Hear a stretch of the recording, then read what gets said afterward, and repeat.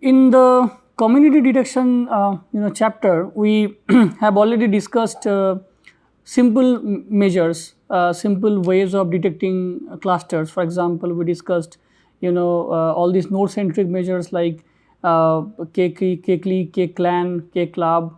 We also discussed a metric called cut, right, and different versions of cut, normalized cut, ratio cut, and we have seen how we use these metrics for community detection, right.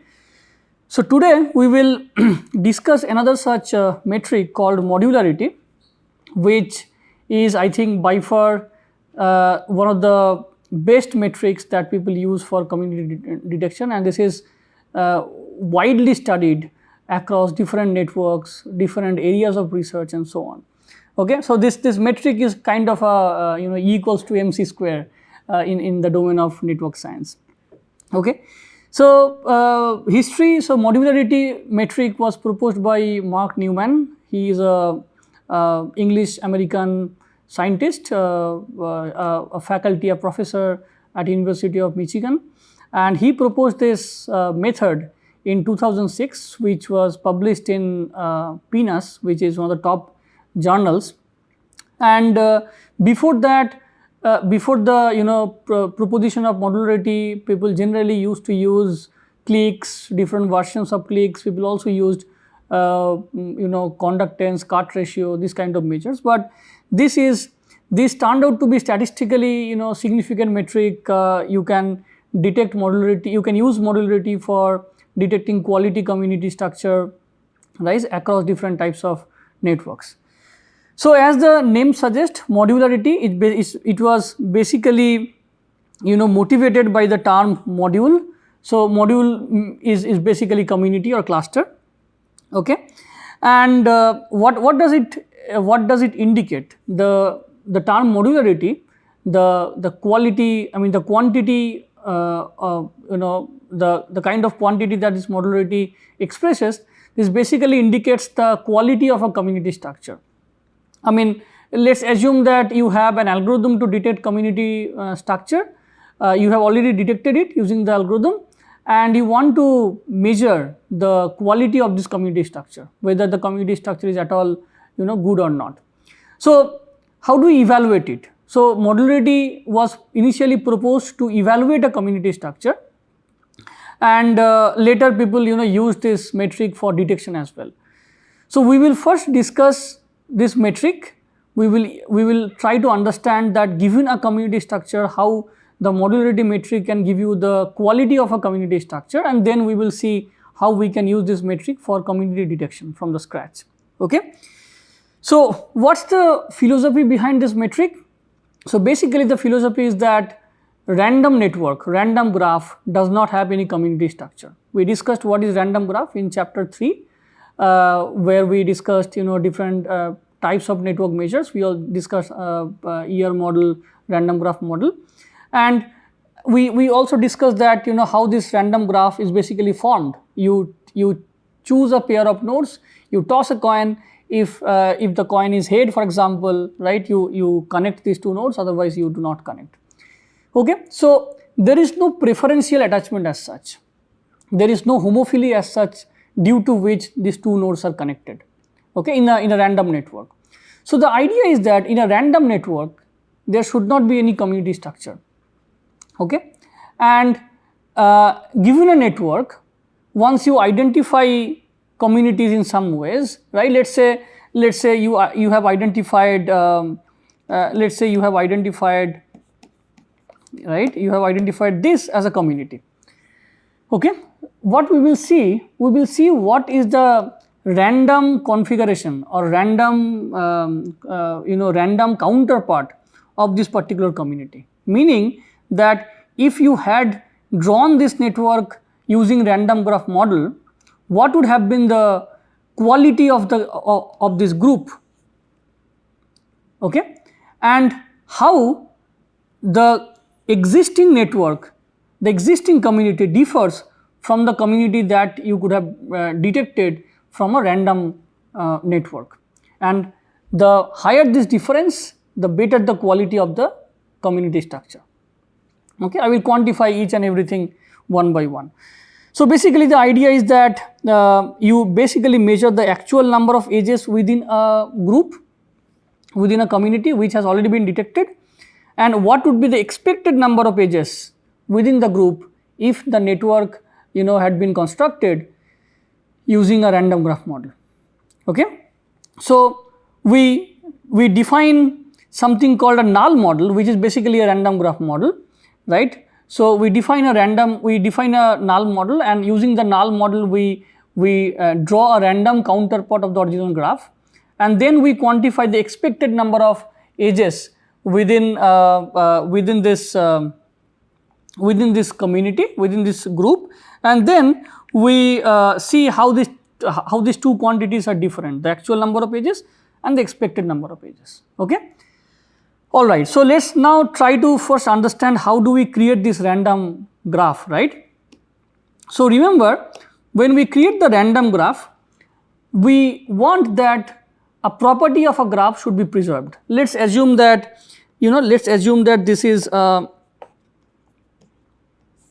graph, okay, and what you are trying to do, you are say this is 1, 2, 3, 4, 5. You are trying to come up with, so this is the original graph G, and you are trying to come up with a random counterpart or random graph which actually preserves some property of this graph, of the original graph. And what's the property that we are planning to preserve? We are planning to preserve the degree distribution of G. Okay. So basically the idea is that in GR should have the same degree distribution that graph G has.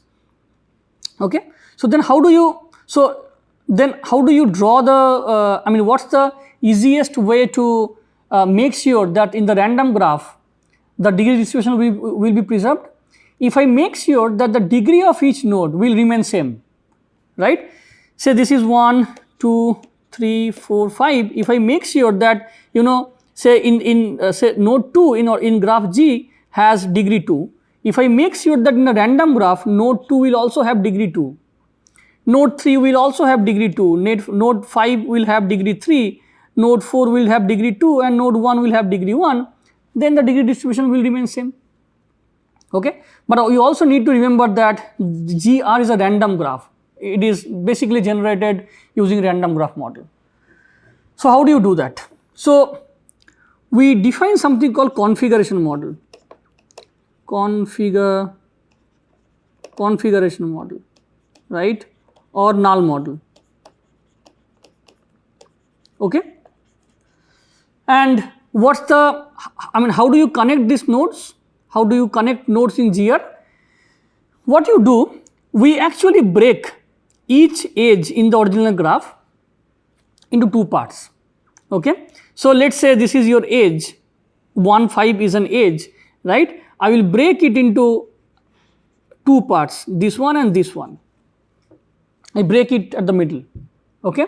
And these parts are basically called, these are called half edge because you are basically cutting this into two parts, or it is also called stub or spoke, right, and so on and so forth. So half edges. So we break every edge in the original graph into two halves in the random graph GR, right. So remember, these are half edges and half edges are not connected. Okay. So by doing this, we ensure that every node will have same degree. The node, say the node will have same degree in GR that it has in the original graph G. And then how do you connect this half edges? Then we say we choose one half edge. Say let's say we choose this one, right? And then we randomly choose one of these remaining half edges, right? Say let's say we choose this half edge. Okay, and then we connect, right? Then let's say we choose this one, and we choose randomly one of the remaining half edges. Let's say we choose this one, and then we connect, and so on and so forth. Remember, it may happen that you choose this one and for this node you choose, for this half edge you choose this half edge, and you will see a self loop. That is also possible. Okay, self loop is possible. In fact, parallel edge is also possible. Graph can be disconnected, everything can be possible. Okay, but at least we make sure that in the random graph we will have the same degree distribution as the one that you had in graph G. Okay. Now this is our GR, right. Now what we do, we then try to understand, say let's say in the ordinal graph G, we know that these 4 nodes form a community using some algorithm, right. So let us also group these 4 nodes here in the GR. Let's say these are, so this is the group. Then I will see that what is the number of edges, within the group in G, and what is the number of edges within this group in GR. Okay, and the more the difference between these two quantities, number of edges, the better the quality of this community structure. Remember, this GR, since this is a random graph, you will have different such random graphs in different trials. In one trial you have this kind of structure, in another trial you may have a different kind of structure, right. So therefore we basically measure the expected number of edges, because it's basically a stochastic process, right. We measure the expected number of edges that we could find if we had drawn this graph using a random graph model. Okay. So then let's define the expected number of edges. Okay. So let's say we have this graph G, okay, and you have V comma E, and we have a random graph GR which has same number of vertices V and same number of edges as well, because degrees are same, so number of edges will also be same, right. So what is the total number of half edges in GR.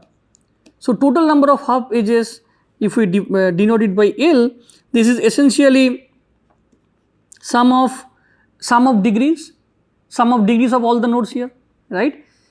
So di all I in V, right, and so we also know, we have seen the theorem that the sum of degrees of all the nodes is twice the number of edges. So this would be 2 into m. What is m? M is the number of edges, m is mod E. Okay. So then let us consider each of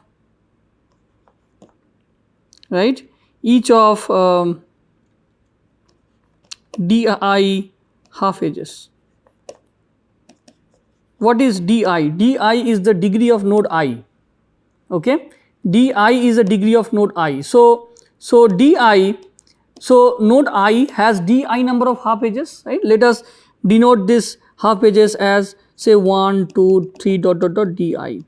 So node I has this many half edges, okay, and these are the basically indices of half edges. So and let us use the index B to denote this half edges. Okay. So now let us quantify a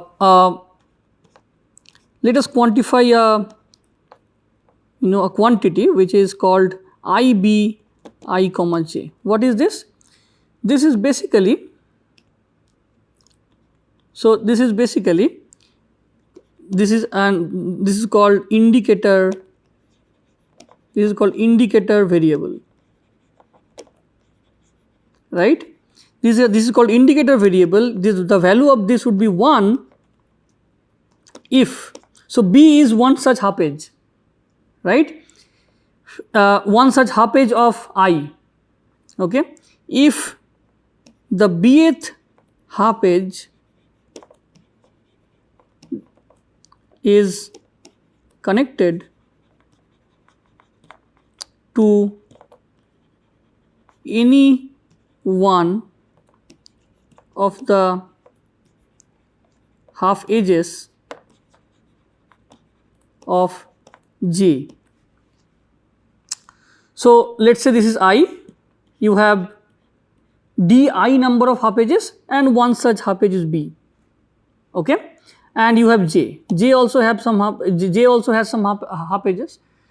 So, this quantity would be 1 if B is connected to one of the half edges of J, okay. So, what is the probability? What is the probability that this indicator variable equals to 1? This is basically, you know, expectation of this one,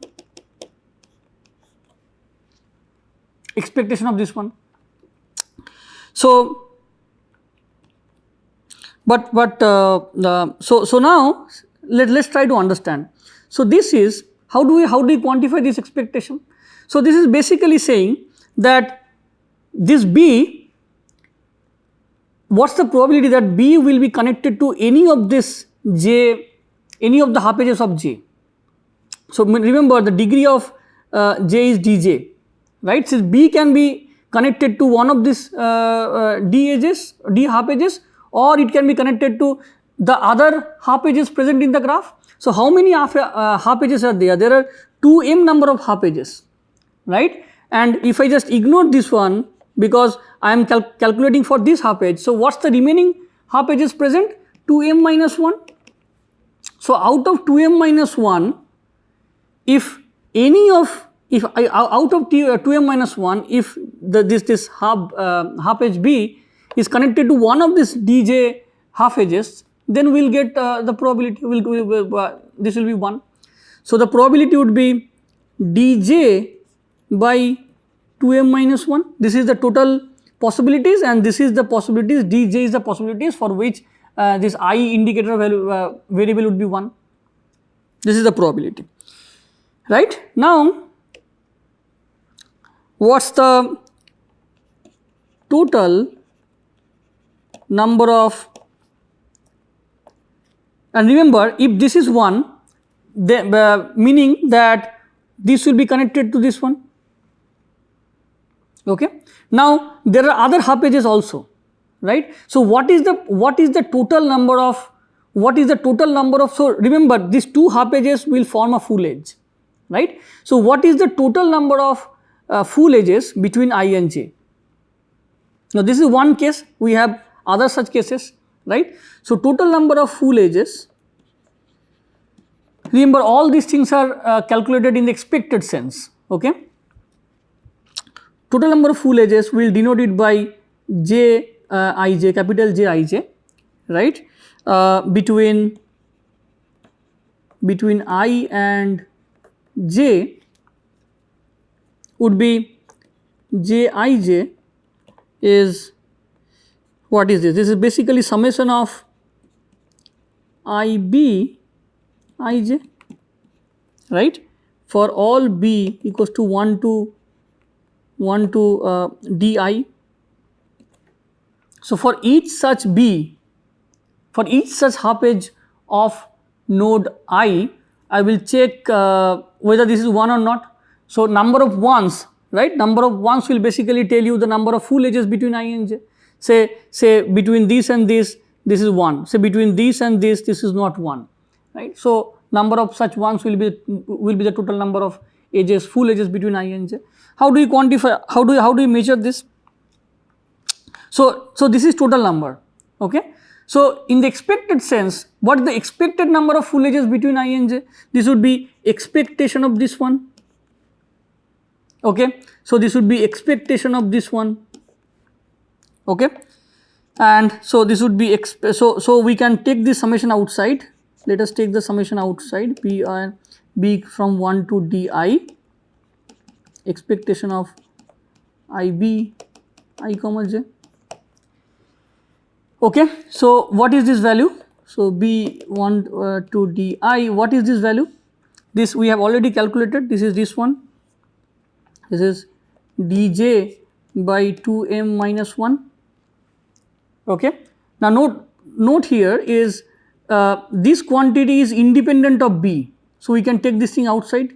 So dj by 2m summation of b equals to 1 to di and then 1, right. So this summation would be di. So we have dj times di by 2m minus 1. Okay. So di times dj by 2m minus 1 is the expected number of full edges between I and j. Okay. So I hope you understood how to compute the expected number of edges between two nodes when the graph is formed randomly, okay, using a configuration model. Now what's the formula of modularity? So now modularity says, modularity is denoted by q, okay, is denoted by q, is basically 1 by 2m. What is m? M is mod e. 1 by 2m summation of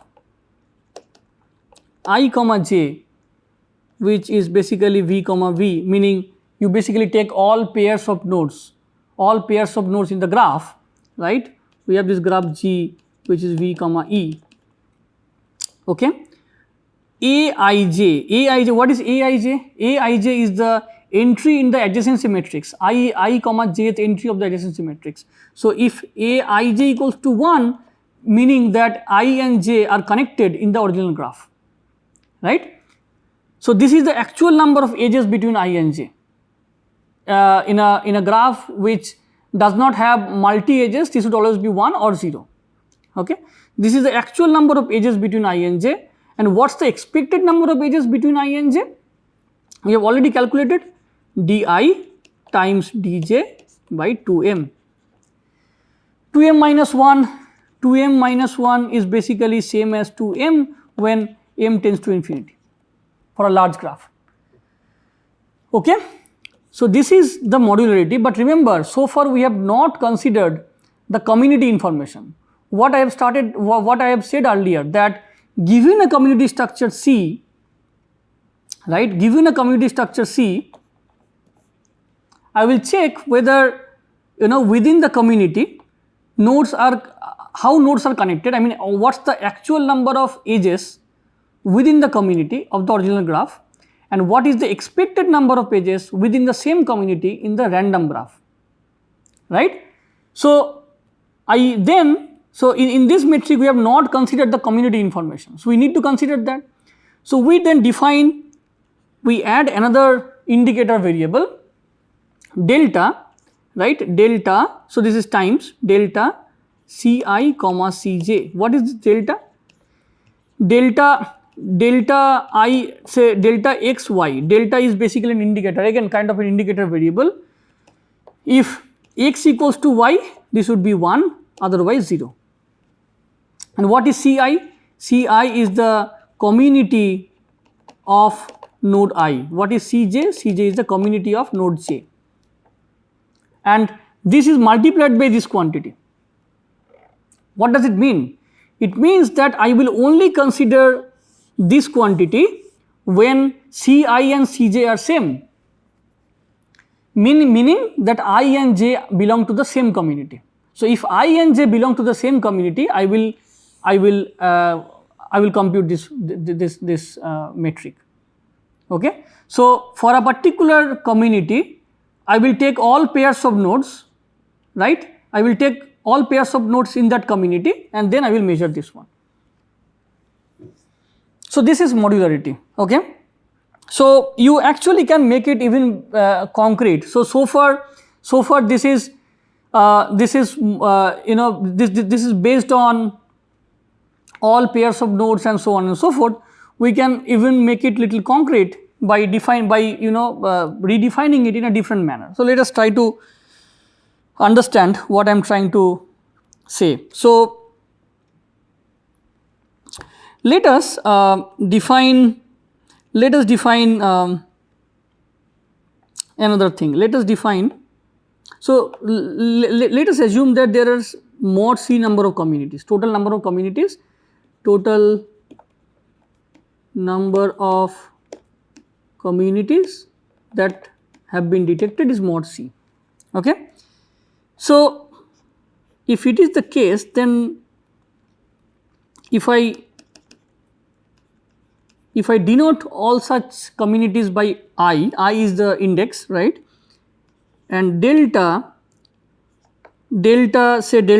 C CVI, right, delta C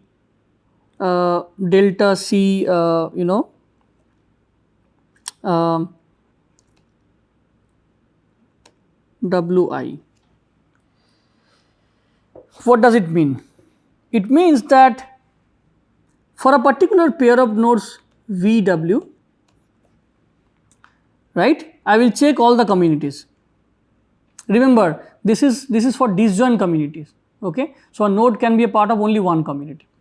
So V and W can be a part of V can be a part of one community. W can also be a part of one community, right?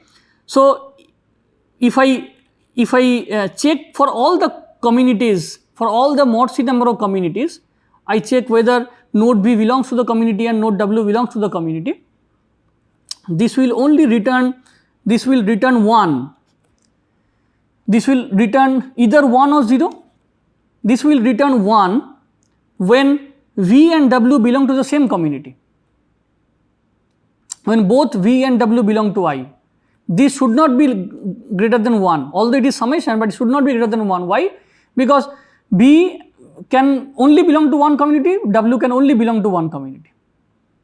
Okay? So, if both V and W belong to the same community, then this would be 1, otherwise 0. Okay? So, this is same as this one.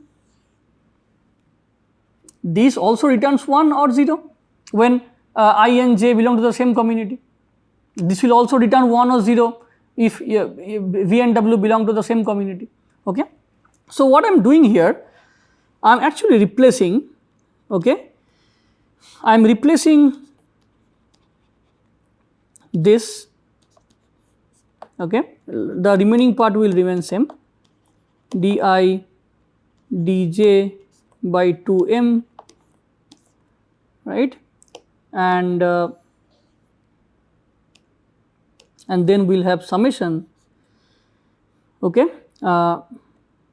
I equals to 1 to mod C delta CV delta CI, okay. So, we have now index mismatch. So, let us use different index, okay. So, let us use different index, let us just remove it, okay. So, we have a VW for all such pair VW, right, minus dV dW by 2m summation of I equals to I tends to, ranges from 1 to mod C delta CV I delta CW I. Okay. So, what I will do, I will keep this summation outside this one. So, this would be summation over I equals to 1 to mod C, right, 1 by 2m, okay, A VW, right, and what I will do also, I will multiply this with the, because remember this is 2 multiplication, right, A times B into C. So, this is A times B into A minus B into C. So, this is A into C minus B into C. So this would be delta CV comma I delta CW comma I, right. So this is one part, and then we will have another part which is again 1 by 2m summation dV dW by 2m, right, delta CVI delta CWI. Okay. Okay. So now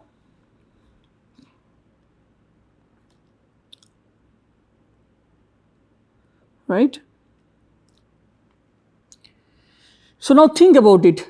What is this one? So this is again, what is this quantity? This one.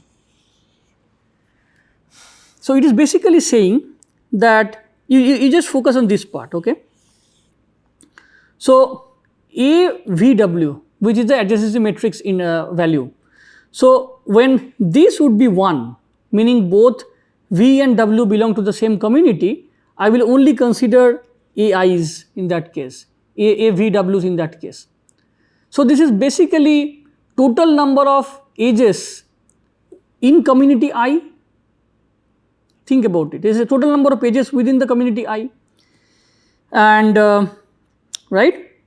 And then so let's say the total number of edges within the community I is denoted by EI. Okay. Then we have this 2m. So this is fraction of edges in community I, right, and let us denote it by EII. Okay. So this is basically, this total quantity is EII. What is EII? EII is the fraction of edges in community I. This is basically intra-community edges, fraction of intra-community edges in I. Okay. Now let us try to understand what is this one. What is okay. Now let's look at this one. Okay, you can actually further break it down into two parts. Okay, you can break it into this way, right. So 1 by 2m, okay, dV delta CV comma I, right.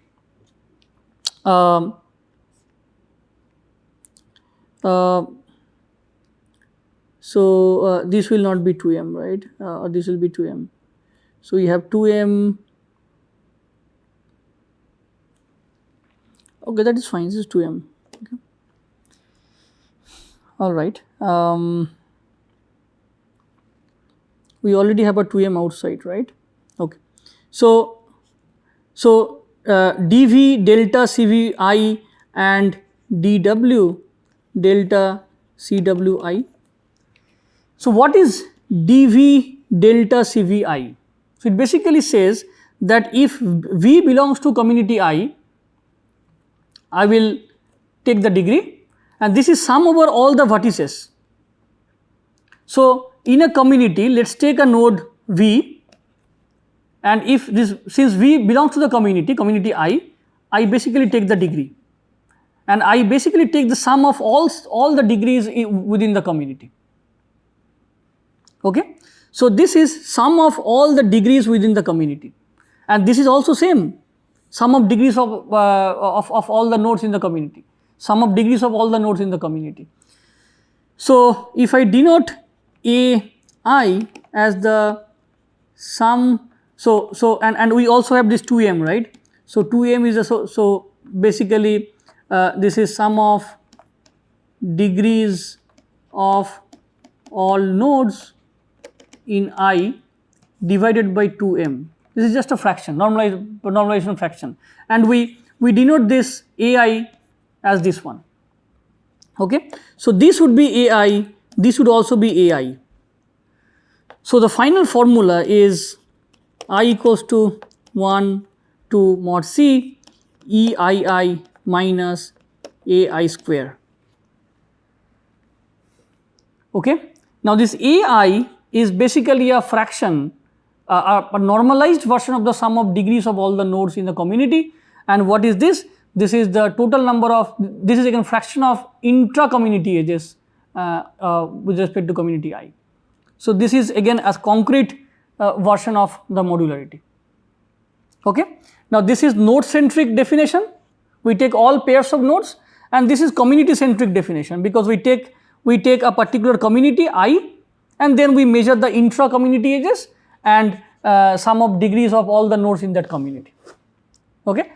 So, when you are given a community structure, we choose a particular community, and then for that community you measure this thing, this one, you measure the same quantity for other communities, you take the sum, and that will give you the value of the modularity. Okay. So, there are theoretical papers which basically showed that modularity maximization is NP hard, and then modularity ranges between -half to 1, right. If you have a better community structure, it should the modularity tends to be 1, otherwise it tends to be -half, and so on, right. So, this is about modularity. In the next part of this chapter, we will discuss how you can use modularity for community detection. So, here we stop by saying that given a community structure, how do we evaluate the quality of the community? Now, let us, and then we will discuss given a network, how can we use modularity for community detection. Okay. Thanks.